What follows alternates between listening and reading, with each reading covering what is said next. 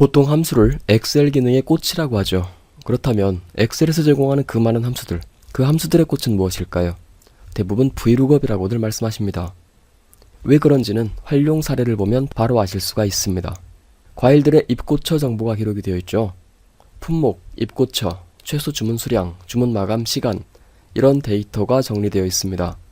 이 중에서 바나나의 입고처가 어디이며 최소 주문 수량은 어떻게 되고 주문 마감 시간은 어떠한지 알고 싶습니다. 이럴 때 가장 쉽게 할 수 있는 방법으로는 찾기 기능, 단축키로는 컨트롤 F키가 되겠죠. 이 찾기 기능을 활용하면 될 것입니다. 바나나라고 하는 품목 값을 검색한 다음에 같은 행에 있는 데이터 값들을 읽어보시면 되겠죠. 하지만 바로 이어서 다른 품목을 또 검색하려고 한다면 찾기 기능을 다시 한번 실행을 해주셔야 됩니다. 굉장히 번거롭겠죠. 이런 수고로움을 VLOOKUP이라고 하는 함수가 단번에 해결해 줄 수가 있습니다. 표 하나를 더 작성해서 별도로 작성해서 품목명을 입력을 해주면 그 품목 값과 같은 행에 있는 값들을 자동으로 가져오게 할 수 있는 것입니다. 품목명 자리에 사과라고 입력을 해주면 사과와 같은 행에 있는 값들 중에서 하나를 가져와 줍니다. 품목을 사과에서 배로 바꿔주면 배에 해당하는 것으로 바꿔서 가져오겠죠. 엑셀 화면에서 먼저 한번 보죠. 아래에 있는 표에는 제가 미리 VLOOKUP 함수식을 작성해 둔 상태입니다. 입고처, 최소 주문, 주문 마감 시간, 각 칸들 이 세 칸에 VLOOKUP 함수식을 미리 작성해 둔 상태인데요. 노란색 셀 부분에 품목을 사과라고 입력해주면 사과에 대한 정보들을 각각 가져오게 됩니다. 아주 간편하죠. 품목을 바나나로 바꾼다면 이렇게 바꿔주면 바나나에 대한 정보로 바뀌고요. 다시 한번 딸기로 바꿔서 입력을 해주면 역시 다시 한번 갱신됩니다. 이렇게 수많은 데이터에서 원하는 값에 대한 정보를 자동으로 가져와 주기 때문에 이 VLOOKUP이라고 하는 함수의 활용도는 높을 수밖에 없습니다. 그러면 이 함수의 인수는 어떻게 구성하는지 한번 보겠습니다. 프레젠테이션 화면으로 다시 보죠. 인수는 총 4개를 구성합니다. 검색하려는 값을 인수 1 자리에 입력합니다. 아래에 있는 표에 노란색 셀에 입력할 그 품목명을 검색해야 되겠죠. 그래서 노란색 셀 부분을 클릭해서 지정을 해주시면 되겠습니다. 이제 두 번째 인수부터는 위쪽 표에 대한 내용으로 다루게 되는데요. 인수 2에서는 표 영역을 선택합니다. 검색할 품목 열이 첫 번째 열이 되도록 해야 됩니다. 이게 아주 중요한데요. 그리고 입고처, 최소 주문, 주문 마감 시간 이런 표시할 값들이 모두 포함이 되도록 선택해 주셔야 되겠습니다. 따라서 지금 화면에서 표시한 정도, 이 정도로 영역을 구성해 주셔야 되겠습니다. 품목열은 반드시 첫 번째 열이 되도록 해야 됩니다. VLOOKUP 함수의 특징이기 때문에 이 점이 아주 중요합니다.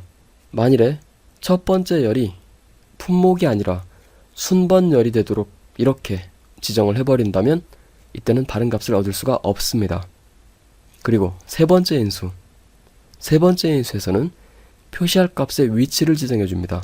입고처를 가져오고 싶다면 숫자 2를 입력해 주시면 됩니다. 현재 입고처라고 하는 열은 전체 표를 기준으로 한다면 세 번째 열에 있습니다만 두 번째 인수에서 지정한 이 영역 안에서는 두 번째 열에 있죠. 이건 역시 중요합니다. 전체 표를 기준으로 하는 것이 아니라 인수 2에서 지정한 그 영역을 기준으로 해서 위치를 지정해 주셔야 됩니다. 그래서 입고처라고 하는 열은 두 번째 열에 있다는 뜻으로 숫자 2를 입력해 주시면 되겠습니다. 만일 입고처가 아니라 최소 주문 값을 가져오려고 하는 수식을 작성한다면 이때는 숫자 3을 입력해 주시면 되겠죠. 최소 주문이라고 하는 열은 표 전체를 기준으로는 네 번째 열에 있습니다만 인수 2에서 지정한 그 범위 안에서는 세 번째 열에 있기 때문이죠. 끝으로 네 번째 인수. 정확히 일치하는 품목값을 검색할지 아니면 금사값을 검색할지 결정하는 인수가 되겠습니다. 우리는 숫자를 검색하는 것이 아니라 사과, 배, 바나나 이런 문자값을 검색할 것이죠. 정확히 일치하는 문자값을 검색할 것이기 때문에 옵션 인수로 0을 입력해 주시면 됩니다. 근사값을 검색하는 경우에 대해서는 다음 기회에 설명드리도록 하겠고요. 이렇게 인수 4개를 구성해 주시면 됩니다. 검색할 값, 표 범위, 표시할 값의 위치, 끝으로 정확히 일치하는 값을 찾겠다는 옵션. 이상 4가지 인수가 되겠습니다.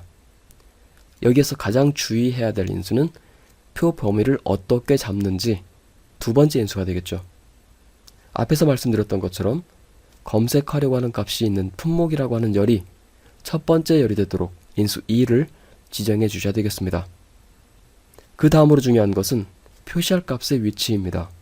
입고처를 표시하려고 한다면 입고처라고 하는 열은 표 전체를 기준으로는 세 번째 열에 있습니다만 인수 2에서 지정한 범위를 기준으로 한다면 두 번째 열에 있죠. 그래서 열 위치 번호를 반드시 2라고 입력해 줘야만 입고처 값을 가져옵니다. 만일 3이라고 입력해 버린다면 입고처가 아니라 최소 주문 값을 표시해 버리겠죠. 여기까지입니다. 그러면 엑셀 화면으로 가서 직접 실습해 보도록 하죠. 현재 작성이 되어 있는 이 세 부분 수식을 모두 다 지우도록 하겠습니다. 그래서 입고처를 가져오는 내용부터 다시 한번 작성해 보도록 하죠. 해당 셀에다가 바로 입력하죠. 첫 번째 인수로 검색할 값이라고 했죠. 왼쪽 노란색 셀 부분에다가 품목이라고 하는 값을 입력할 것이기 때문에 이 위치를 지정해 주십니다. 두 번째 인수에서는 표 범위를 지정한다고 했습니다. 중요한 것, 검색할 값이 있는 품목이라고 하는 열이 첫 번째 열이 되도록, 그리고 표시할 값이 있는 입고처, 현재 입고처라고 하는 값을 가져오는 수식이죠. 입고처 값이 범위 안에 포함이 되도록 이 정도로 지정해 주시면 됩니다. 오른쪽으로 좀 더 영역을 확장해서 주문 마감 시간까지 지정하셔도 문제는 없습니다. 이 정도로 지정하죠. 세 번째 인수, 표시하려는 값이 있는 열의 위치 번호를 지정하는 것이죠. 현재 입고처를 가져오는 수식인데 인수 2에서 지정한 범위에서 입고처라고 하는 열은 바로 두 번째 위치에 있죠. 따라서 세 번째 인수에는 숫자 2를 입력해 주시면 됩니다. 마지막 네 번째 인수는 근사값이 아니라 정확히 일치하는 값을 검색하도록 한다고 했죠. 숫자 0을 입력해서 마무리합니다.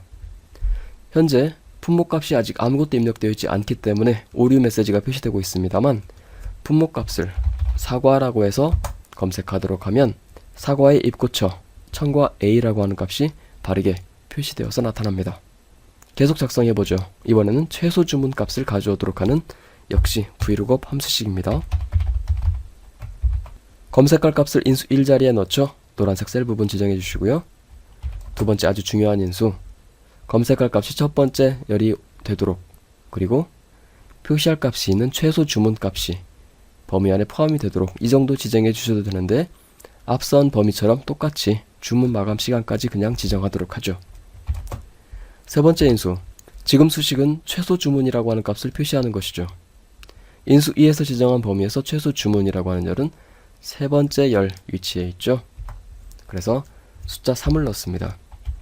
네 번째 인수는 정확히 일치하는 값을 검색하도록 하기 위해서 0 역시 입력한 다음에 마무리해 주시면 사과의 최소 주문값 수량 2박스라고 하는 것이 바르게 표시되죠.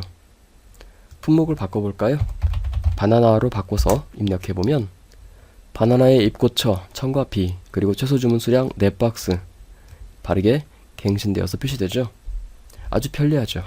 하나 더 해보겠습니다. 주문 마감 시간이죠.